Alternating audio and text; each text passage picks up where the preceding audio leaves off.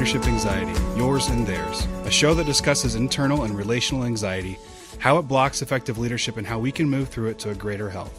And now your host, Steve Cuss. Hello folks, welcome to Managing Leadership Anxiety. We've been on a one-week hiatus. We're moving to an every other week schedule, and we have a fantastic guest for you today. Hey, just before I get to our guest, Brian Mavis, you could do me a huge favor. If you have already bought the book, Managing Leadership Anxiety, and read some of it, we would really appreciate if you take a moment to leave a review on Amazon. I'm a rookie author, and a lot of people don't know about the book, and reviews on Amazon are the lifeblood of any new author, so I'd greatly appreciate it if you just take time to do that. Today's guest is Brian Mavis. Brian and his wife Julie are the founders of America's Kids Belong, a phenomenal organization that helps pair foster kids and kids eligible for adoption with loving families. They started in Colorado, and it was so successful they've gone nationwide. And join us as Brian talks about all manner of leadership anxiety, including how to handle an organization that explodes in growth. I began by asking Brian exactly what America's Kids Belong is all about. America's Kids Belong is a nonprofit that empowers leaders, specifically political leaders like governors and church leaders and creative leaders. In that space, it's been mostly videographers and some musicians, and then business leaders to use their influence to recruit more than enough foster families and adoptive families, and then support for those families to solve the foster care crisis in the United States. Yeah, and you started in Colorado, and you started in your own household. Yeah, I mean, we started off as being foster parents. This was not in our life plan of doing a nonprofit. So we started off in 2005. My wife's goal in life, her calling, was to care for orphans, and she had done some of that in Mexico and in Honduras. And then when we moved to the United States, she was feeling lost, and from externally, you would think we had a great life, but she was feeling lost and purposeless. And then she just felt this reaffirmation of caring for orphans. She's like, "How am I supposed to do that as a suburban mom with two little girls?" And we stumbled upon the world of foster care and realized she had a light bulb moment that. She was learning why kids were in foster care, and a lot of it has to do with parents being addicts, or there's abuse, severe neglect, those kinds of things. They're in prison, parents are prostitutes, that all that stuff. And as she was learning this, she was remembering that she was in an orphanage in Mexico, and she asked the director, "How did all these kids? How did all their parents die?" And he said, "They're not dead. These kids are here because of severe neglect, abuse. The parents are addicts, they're in prison, they're prostitutes." And so when Julie had that memory, she was like, "These are the same kids. We don't call them, they don't live in orphanages here. We call them group homes. We have all sorts of euphemisms in the United States." And so she was like, "These are the same kids that I was helping in Mexico and Honduras." So we became foster parents. And we had then two incidences happen around 2007. We live in Larimer County, Colorado, just up by Fort Collins, an hour north of Denver. And then I work at a church in Boulder County, a little bit south of there. And Julie, we had a baby that we got out of foster care from the hospital, born premature, and then raised him for the first 9 months of his life, really helping in his healing, and healing not just physically, but from some of just that embryonic trauma and all that kind of stuff. And he's just doing well, thriving, and we're working on reunification with his biological mom and dad. And then Julie got a call from Child Welfare, said, "We have an emergency meeting, something that happened between the biological parents that was very bad," and they said he'll never go back to them. And so he needs adopting would you adopt him? Now, we had already done a couple of kids, and our goal had always been reunification with these kiddos. And we loved this boy, and Julie was like, oh gosh, like that wasn't in our plans, but maybe we love him. And then she had this question that she asked. She said, what would happen to him if we said no? And the caseworker said at that time, oh, he'll be fine. There's a line of people waiting for babies. Then she said something that started to change her life, Julie's life. She said, I just wish there was a line for all the other kids. And Julie's like, what other kids? And she goes, there's over 800 kids in Colorado who need a forever family, but nobody wants them. And I was like, why? She goes, they're not little babies. And so then something happened to me at a similar time in Boulder County at a church, and child welfare calls and says, somebody from child welfare says, can I meet with you? I said, sure. So a few days later, this lady, Cindy, came and said, thanks for meeting with me. I've been trying to meet with a pastor for years. You're the first one to say yes. So I apologize that had been her experience. So we came back to the office and talked a little bit. She had shared that, she had been a nun for 20 years in the Cabrini Green housing projects. Then she met a priest, so they became Episcopalian. That's how it works. Got married, yes. So that was fun. But she said, Brian really came here to just tell you one thing.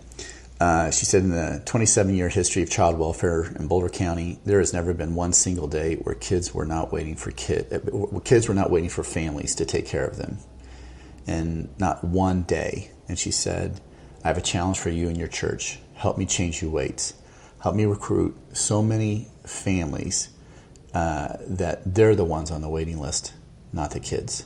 So sitting there thinking, okay, I've got this nun challenge me to help orphans, and I know if I say no, I'm going to go to hell. So out of self-preservation. You don't want to be chastised by a nun. No, I was afraid. Yeah. So, no, actually, I really did feel like, there's sometimes you look back in retrospect and you're saying, oh man, that was really a God moment, and I didn't know it. I knew it right in the then. moment. I knew it in the moment. I was like, uh-oh, this is God speaking through her. Yeah. And so we accepted the challenge. And so we did something similar in Larimer County and in Boulder County. And essentially it was this conviction of like, it wasn't what the lady said in Larimer County. It wasn't that people didn't want these kids. It's that they didn't know that these kids existed. And so we had this conviction that the best spokespeople for these kids were the kids themselves.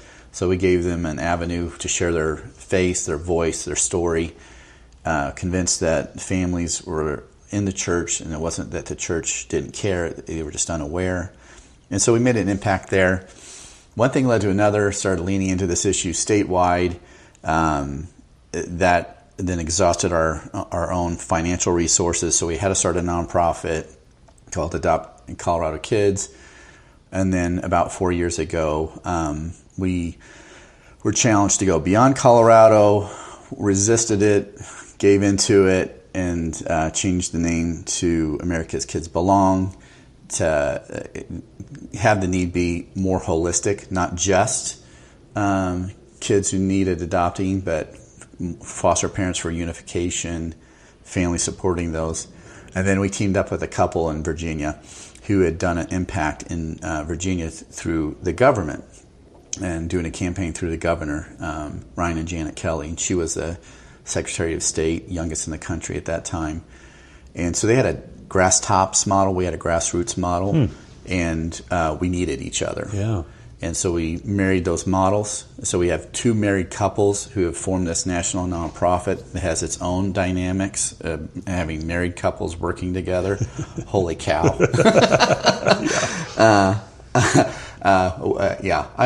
That's enough said. No, I think we can fill in the gaps. It's got to, there's some good stuff. Just adds a layer. Yeah, another layer. Yeah. How many states are you guys in now? Well, we have our full model, and have run our full model, which is that full campaign along with the governor in 3 states, and we have part of what we do in 4 other states. Yeah. Okay. Right now. Yeah. So I want to take this in 2 directions. First of all, obviously, I've heard you talk about this a lot. I've seen this whole journey. But it was important to me that our listeners hear about this particular organization. The two things that come to mind, let's take one at a time, is you made a comment that people in the church, it's not that they didn't care, it's that they weren't aware. Yeah. I think one of the challenges for the everyday follower of Jesus nowadays is that there is a level of indifference for sure, but there's also just a level of people feeling extremely overwhelmed by all the chronic need. Mm-hmm. And people just hear the journey you just shared. No one in their right mind can say, well, that doesn't matter. Like surely everywhere you go, people say what Brian and Julie are doing, what America's Kids Belong is doing really, really matters. How do you guys compete in the space where so many things really, really matter? Oh, yeah. Right? Like in the last 10 days, I've been to 4 fundraisers. Yeah. It's occupational hazard as a pastor. Yeah. And these are 4 friends of mine that are all running really great nonprofits. And I sit through every fundraiser thinking, boy, does this really matter? But it's overwhelming. How do you get your message? So several ways. One is we believe that this cause is extremely strategic and pragmatic. It's upstream to a lot of other issues. Okay. So for example, kids who are in foster care and then who age out, not being connected to a family, are like 4 times more likely to commit suicide than their peers. 18-year-old girls are 3 times more likely to have a baby that are in foster care compared to their peers. They're the most vulnerable group in the country to being victimized as human trafficking. They're more likely than any other group to suffer from a traumatic stress disorder, and it's not just post-traumatic stress disorder. They have a complex or developmental stress disorder. There was never a pre-stress. Right. Almost every kid in this situation is coming out of trauma is what caused their situation. Trauma is causing all these other things. And what caused the trauma, so there's one other thing, is these very broken relationships of abuse and neglect. Abuse communicates, I hate you. Neglect communicates, I wish you didn't exist. And so that trauma causes all sorts of other issues. So I've identified 10 other social wounds that this trauma and broken relationships and aging out of foster care without being connected cause. So focusing on this issue, when you focus and intervene with a family to help heal, you're helping solve homelessness, you're helping solve addiction, you're helping solve sex trafficking. It's upstream on a lot of other issues. Those issues are cobwebs. Foster care is the spider. And so you go in and deal with that. So 1, it's strategic. 2, it's solvable. That's another deal of like some of these issues are just too big. Yeah. But there's about right now, there's about 430,000 kids in foster care. There aren't near enough families. But there's about 350, 400,000 churches. There's tens of millions of Christians. We surround them. We way outnumber them. And there's churches in urban areas, in suburban areas, rural areas. There's black churches, white churches, Hispanic churches. We cover the gamut. The church is built for this. And so this issue is solvable when it comes just in your numbers. And then the third reason is this is the gospel. James 1:27 talks about this being a pure expression of, it uses the word religion, but it'd be a pure expression of worship, a pure expression of our faith, that this is something that if you want to live out our faith in a way that God will, is happy with, cannot criticize, it's stepping in and caring for the vulnerable in a way that is transformational, not just transactional. Yeah. So that's how we try to cut through. And it's kids. They're victims. And so when people hear those reasons, they resonate. They're compelled. They're compelled either through their heart or their belief system. Or for some people who are real heady, it's like, this just makes sense. it's solvable, it's strategic. Yeah, let's do it. Let's do it. Yeah. So then I'm also listening to you because you've always struck me as you're very gifted at communicating with clarity and passion. So that's also a curse because your success in has exploded. Yeah. You and Julie started in your household. You then moved Colorado statewide, and you guys were instrumental in massively reducing the number of foster kids in waiting for families in Colorado. So now you're like drowning in success. And by success, I don't mean money and fame and spare time. I mean people wanting our help. Your opportunity has tenfold or more. Yeah, I mean, we're getting calls all the time from all over the country, Texas and California. I mean, lots of states asking for help, and either it's coming from child welfare, a church is asking, another ministry is asking, maybe it's a business leader who heard about this issue. I mean, literally just yesterday, Denver County, we had a meeting with them. They contacted us, and I don't have the exact numbers, but Denver County has 1,200 and some kids in foster care, and I think the number was 121 foster families. So there's over 1,000 person gap there. I mean, there's a big need. Yeah. And so that kind of statistic is true in virtually every county in the United States. There's 3,104 counties in the United States. Every one has a gap.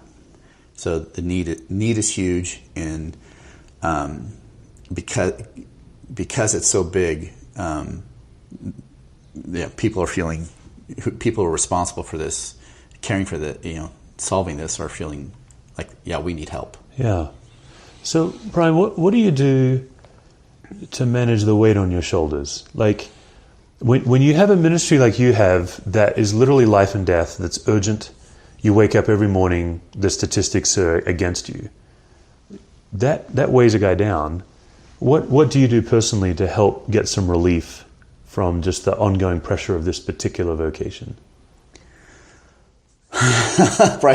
Mostly unhealthy habits to get through. No, I mean, some of that. I mean, I actually have. Heroin's been very kind to me. It's amazing. I fall in and out of some good habits, and it's, I think, when so I have a regular routine of walking and praying, and I live near a kind of a river and wooded area, and that is real therapeutic to me. There's something about water and woods that feels, I don't know, restorative. Yeah, it's restorative. Yeah. So that is a big deal. Thinking again that this is God cares about this more than I do, and He's doing miracles. And so if people want to know why I pray because I need Him. I'm desperate, and so just believing that God is in this and He's making things happen is reassuring. But I do struggle. I do struggle with anxiety. I mean, I've had panic attacks.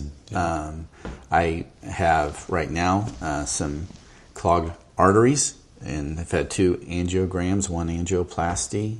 I'm 53 and in relatively good shape. You're a burpee king, if I recall. I mean, I used to be a CrossFitter, and I can do burpees, and I'm strong and decent shape. But I carry anxiety and stress in my body.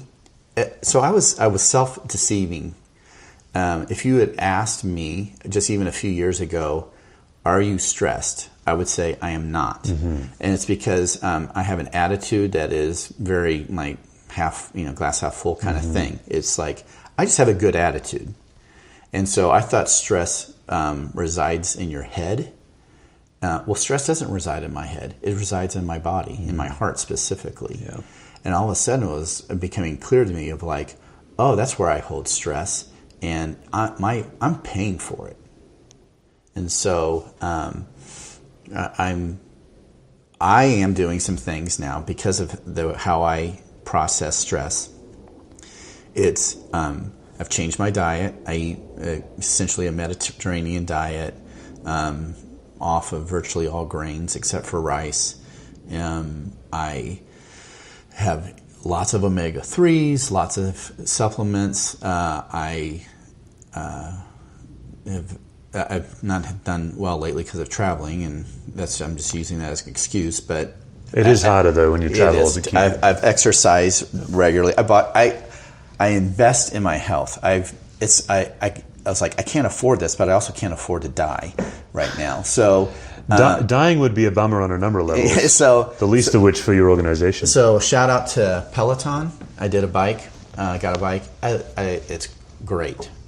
Doing that, exercise regularly, and then right now, better living through chemistry. As a pharmacy, companies have. I'm on some meds to help with cholesterol and blood pressure.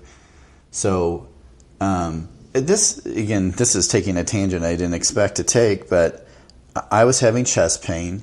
I did so well on my stress test that the doctor said you have less than a 1% chance of having cardiovascular blockage. It just proves how studly I am, because they that's said, what I was thinking. Yeah. I kept having problems. I became such an advocate for myself. I said, what has to happen to rule out that 1% chance? And they said, we have to go in and, do an angiogram and go into your arteries and veins and put in the dye and take pictures. And sure enough, I had one artery that was over 90% blocked, and some with some less blockage. So if any of your listeners out there are feeling not well, be your own best advocate and pursue health. Yeah, until you know what you can know. And take it seriously. Lately, I've been saying health is my hobby. I just saw my cardiologist 2 days ago. He said to me, exercise is your job. I mean, he ramped it up. I mean, he took my line and trumped it. And said, this is part of your life, your work. I mean, your work life is exercising. So that's a big part of solving anxiety. That's good.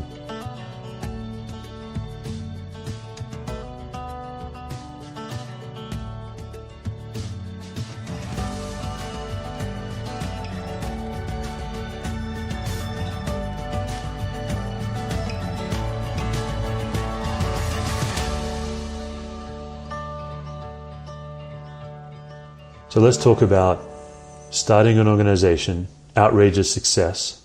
Chris Tomlin has come alongside you guys and been a great advocate. Mm-hmm. So you're getting massive exposure.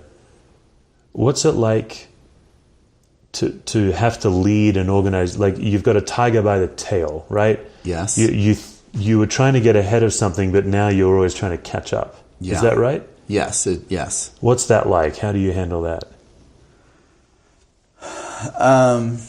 It's trying to find out what the best yeses are, what to say no to. And so one of our mantras, so we have several mantras in our company that reinforce our values. So one of them is look for tailwind. And so we look for what that means is a set of preconditions that give us a better chance of succeeding. And it also, if you're not a spiritual or Christian person, not one of faith, it's just simply like, what's the governor think of this? How collaborative is child welfare? What's the status of the business and church community? Can we raise financial support here? All those kinds of things. And then if you are a spiritual person, it's like, do we think God is in this at this place? And Scripture shows there are cities where God would say, don't go there. And even the instructions of Jesus were to his disciples were, if you go into the city and this town just rejects you, wipe the dust off your feet and move on. And so Mother Teresa, there's a documentary on her that was novelized in a movie called The Letters. She is just now, she's leaving her work as a principal, as a teacher at a school.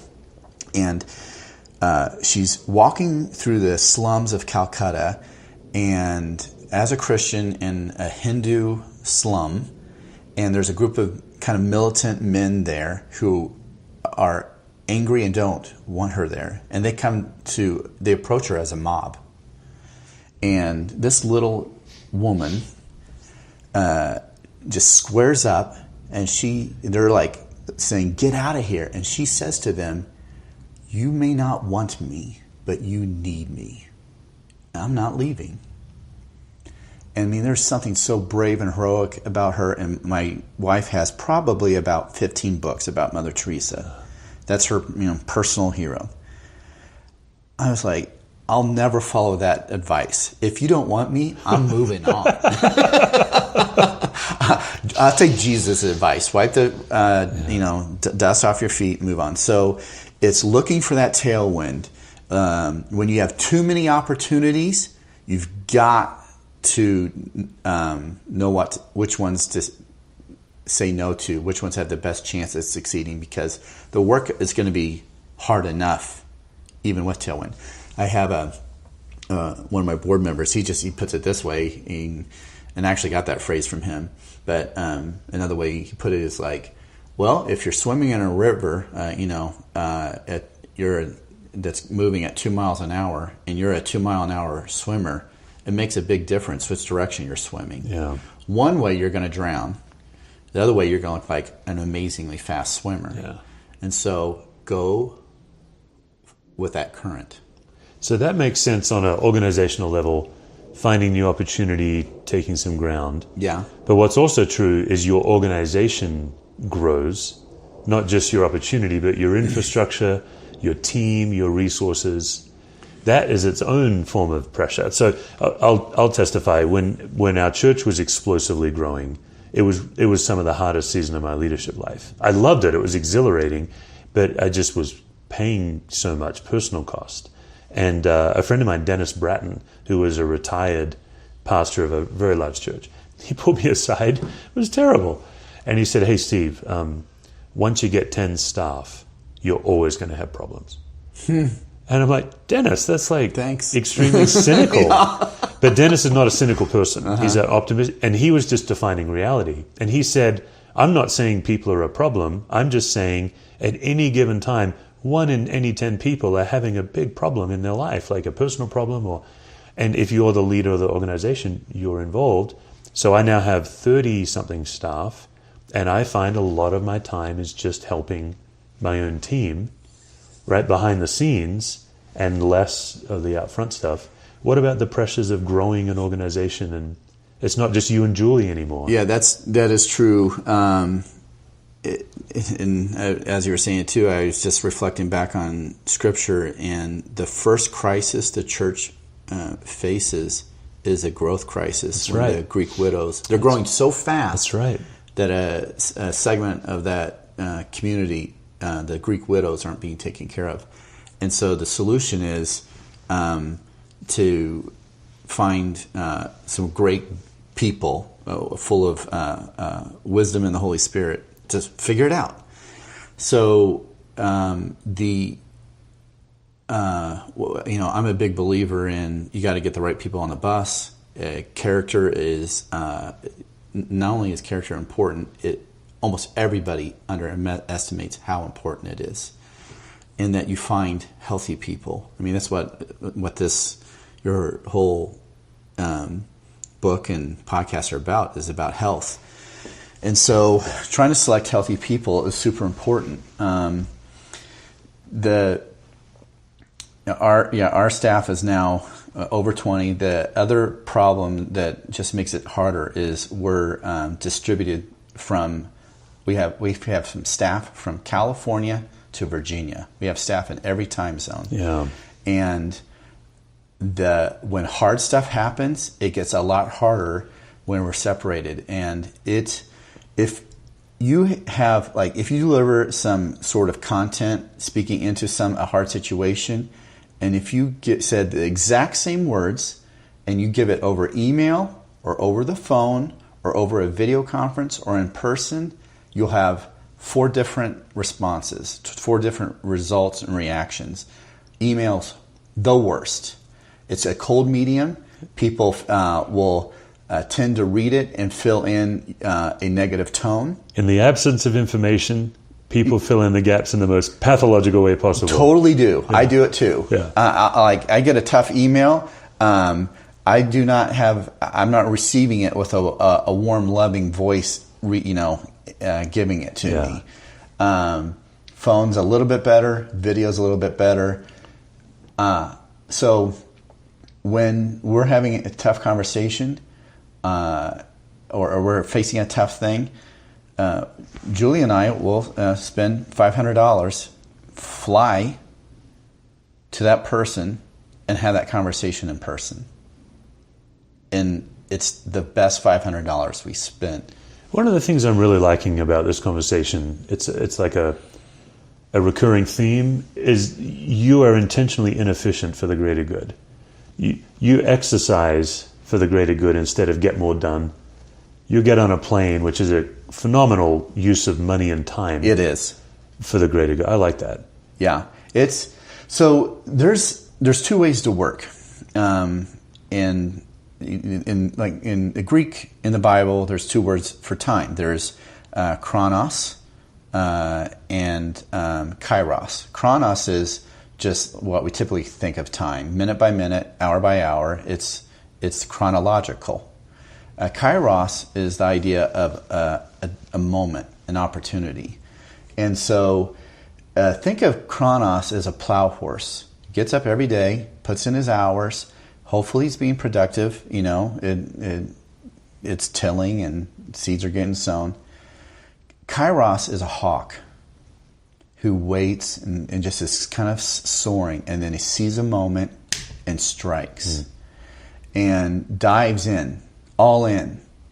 And I've found that most people work like plow horses, which is needed, and that's probably most of my time too. But I've really tried to take on the wisdom of the hawk and say, here is an incredibly important moment. I mean, if I don't take these next 2 days and the $500 to fly in, this that can be maybe solved in the next 2 days or helped a lot, could derail the next 2 years. And so you've got to be aware of those critically important moments and take everything you have and go in. You've got to be present. You've got to show up. The value of being face-to-face in those moments is invaluable. Yeah, technology still has not eliminated the power of that. No. No. Or maybe it's even heightened the power of that because it's less common now. I suppose so. I think you're right, because people have overly depended on that. It's like when you get a handwritten note. Like, when's the last time in your mailbox you actually got something personal? I can't remember when, though. I wrote one recently, and this person called me and just said, just thank you so much. Mm-hmm. So the power of a handwritten note is, again, even with the same content, if you had written that note and put it in an email, its impact would be deeply fractional. Yeah, that's true. There's something about the power of just seeing that it was written out, couldn't have been copied and pasted. We took the time to get an envelope, a stamp, and walk. People want to know that you care about them. Yeah. People need people. Yeah. All right. Practicing the Presence of People is a book that I own. I haven't read it. I bought it just for the title. It is a good title. Mm-hmm. Well, and, this whole podcast, the thesis is what gets in the way of being fully present to people and God? And if you can figure out what gets in the way, you can be more present to people and God. Yeah. Yeah, and I get in the way. Oh, for sure. Yeah. Well, and I think also, I do think anxiety is competing with God for the space in which God resides. Like, yes, like God can invade our anxiety. It's not that He's limited by it, but our ability to notice God's presence, I think, is greatly reduced when we're anxious. Oh, for sure. Yeah. It's kind of all on us. Yeah, even last night I was going for a walk, and instead of praying, I was talking to myself, and boy, man, I whipped myself up into some not a good place. Yeah. So I actually interrupted my walk because I said, this walk isn't working this time. That's good. Yeah. So yeah, anxiety is a deep temptation, another God to serve.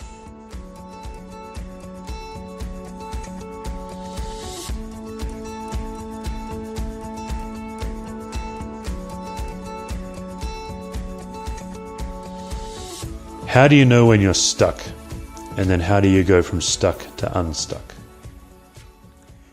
These are small questions. Yeah, thanks. They're so easy. Give me a harder one. Yeah. I know how my bad pattern is I avoid conflict. And so a couple years ago, and I was able to express it to myself in a way that felt really accurate. I am a false peacekeeper, not a true peacemaker. And so I try to keep a false peace by not dealing with stuff. And everybody's like, just everyone put on a happy face. Yeah. Let's deal with this by not dealing with it. Like, let's move on. Everyone just move on. And I tend to be able to move on. I forgive. I think I forgive well. I forgive so well I can't even remember what people were hung up about. But a lot of people are like, I was really hurt or wounded or something like that.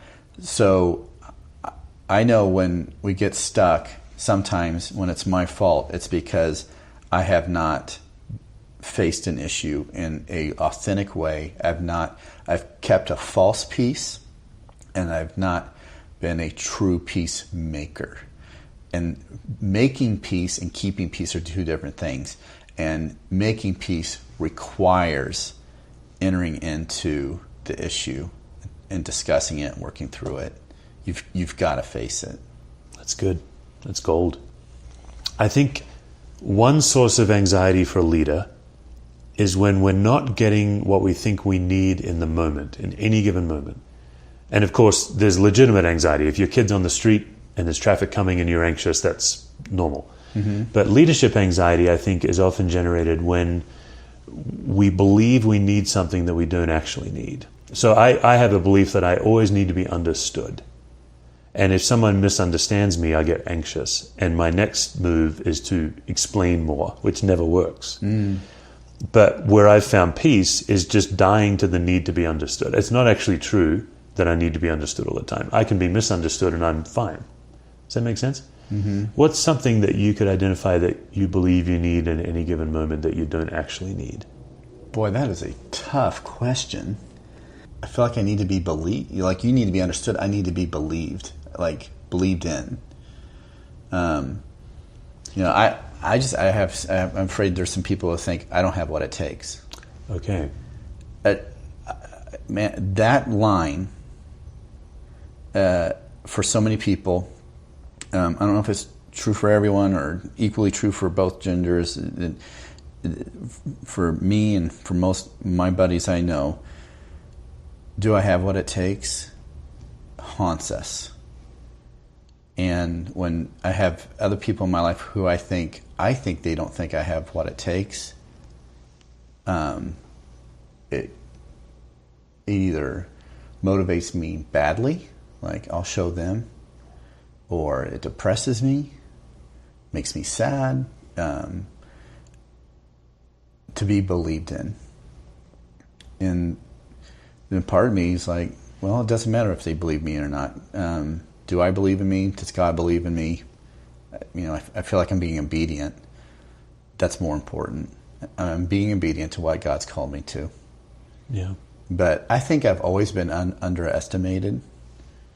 And I've done it to myself too. Yeah, you're not talking just a pure imposter syndrome. There's part of that in what you're saying. But you're talking about a way that you see the way people see you. Yeah, I'm self-deprecating. I've never been the lead guy. I've always been the second banana. Until now. And so people are like, well, I mean, you're kind of a late bloomer. I mean, people have said that to you. Oh, I've said it to myself, Yeah. and I think, and maybe I'm projecting. I don't know. It's interesting. I mean, a lot of the guests on my show, I don't know them, and I've known you a long time, and you were one of the very first people I ever met in Colorado. Yeah, actually. Yeah. I think my friends and I think have always been a genius, brilliant leader. It's intriguing to hear that. I've struggled with self-confidence. Yeah. And so was interesting before taking this role on this position. I remember saying to some of our mutual friends who had said to me, you are underutilized. Like, you're the most underutilized person we've ever met. Yeah. And I've said back, I want the burden of leadership. Today, I think, why did I phrase it? Why didn't I say I want the privileges of leadership or the joy of leadership? I got the burden. Boy, be careful what you ask for. I've often thought when people say, is this what you want to do, being a lead pastor? I'm like, what I want to do is be the guy that was formerly the lead pastor.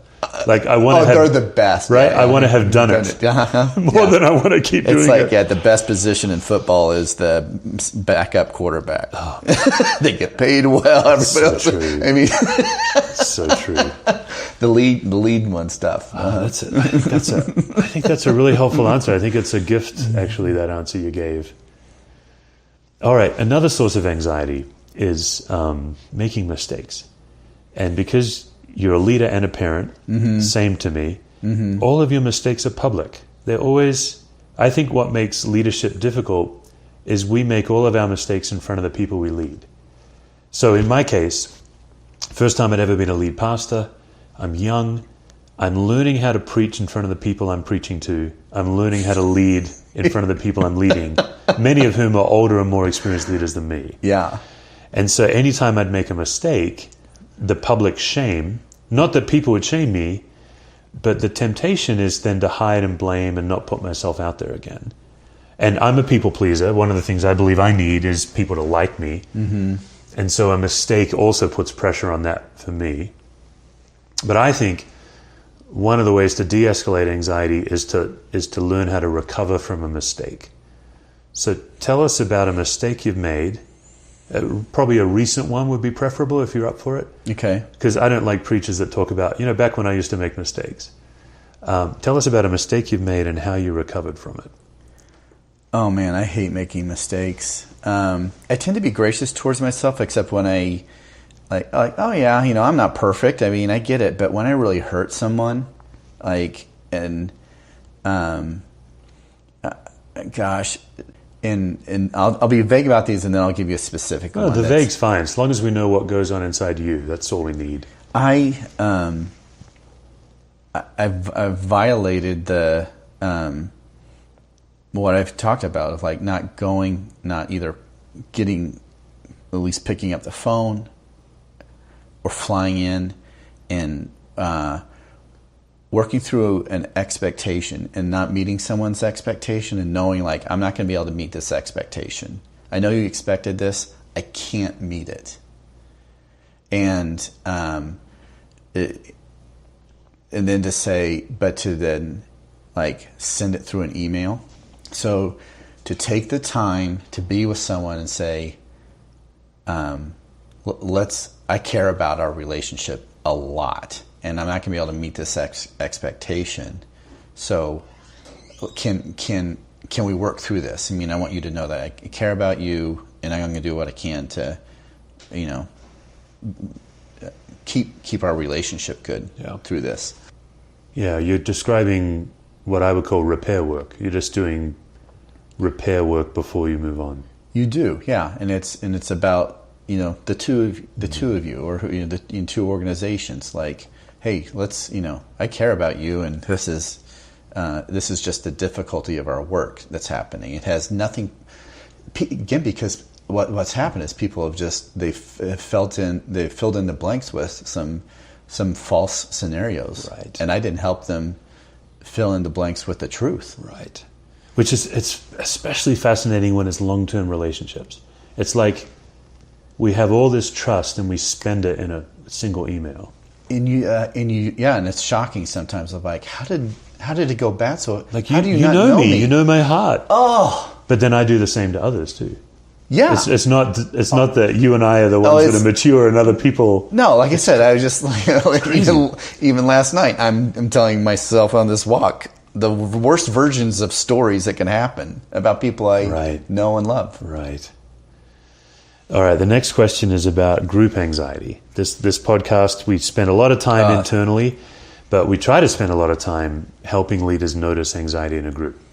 And anxiety is contagious in a group the way you catch a cold. Mm. So where have you seen anxiety be contagious in a group?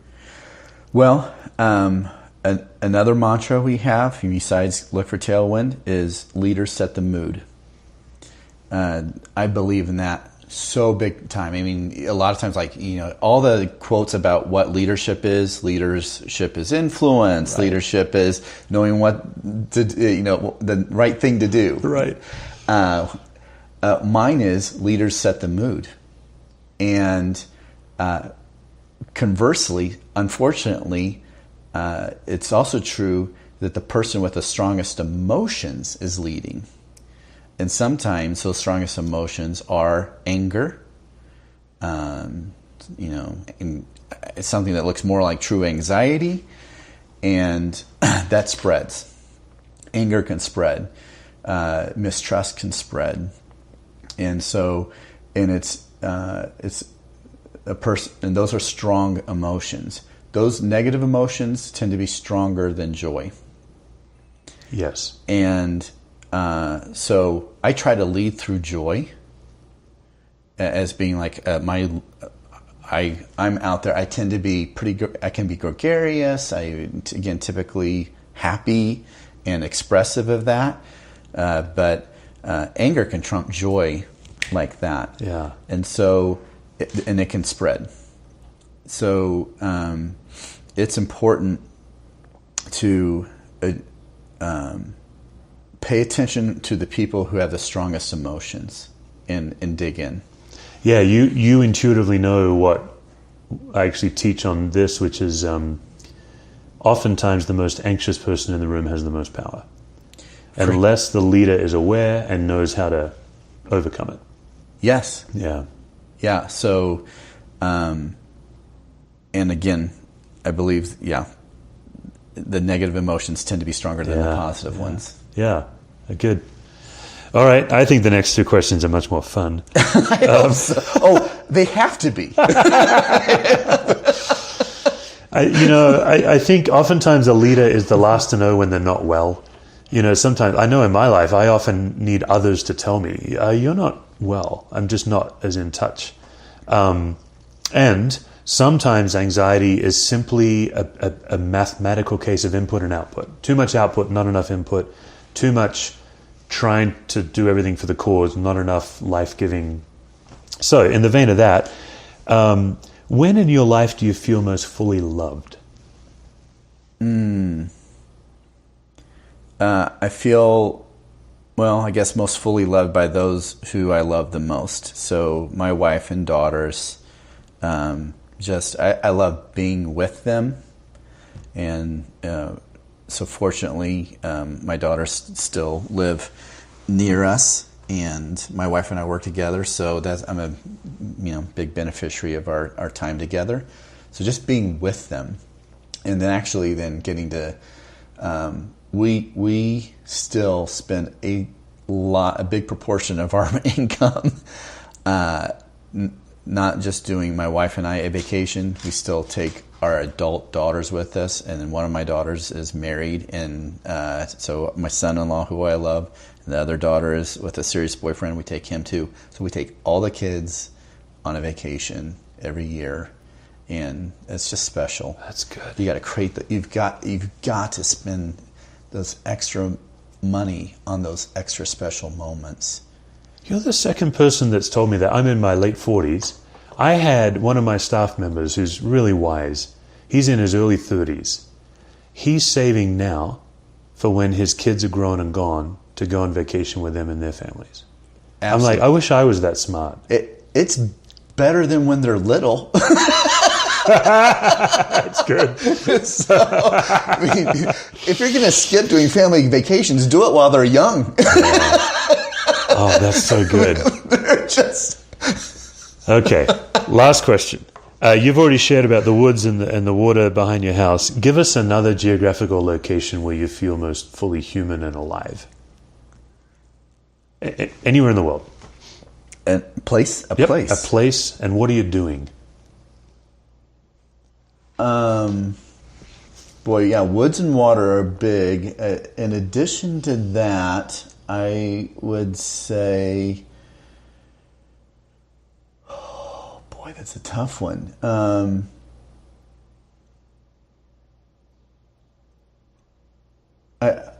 My wife and I have, in the past few years, have made it a practice to travel to monasteries and wineries.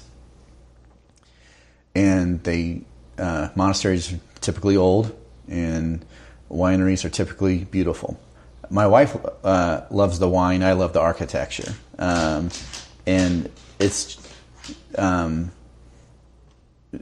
they're beautiful places, and they tend to be places that everything slows down, and so you can become just more present of like the eternal, and also with wineries, the beauty of some of the temporal, and taking creation and then being a cultivator of creation. There's actually, last year we went to a monastery that's also a winery just north of Chico, California, and they happened to go on the day that was called the Blessing of the Grapes, and they did a communion service. Yeah. It was the best communion experience I've ever had, and I didn't actually take communion. I watched the monks take it in this vineyard. It brought tears to my eyes. Yeah, that's good. So those are good places. Good. I'll throw in a quick bonus question. The rumor is, around the rumor mill around you guys, is that you have become, shockingly, one of Chris Tomlin's best tambourine players. Well, it's because I had dance moves to it. The dancing is what got it going. You're one of his worship dancers now. I am. That's incredible. Yeah. The go-go shorts are really top it off. Yeah, that's good. Good deal. Man, thanks for your time. This is rich. Thanks for joining us today. You can follow me on Twitter and Instagram from the handle Steve Cusswords. You can also go to stevecusswords.com for more resources. This episode has been a production of Brendan Reed and Steve Cuss.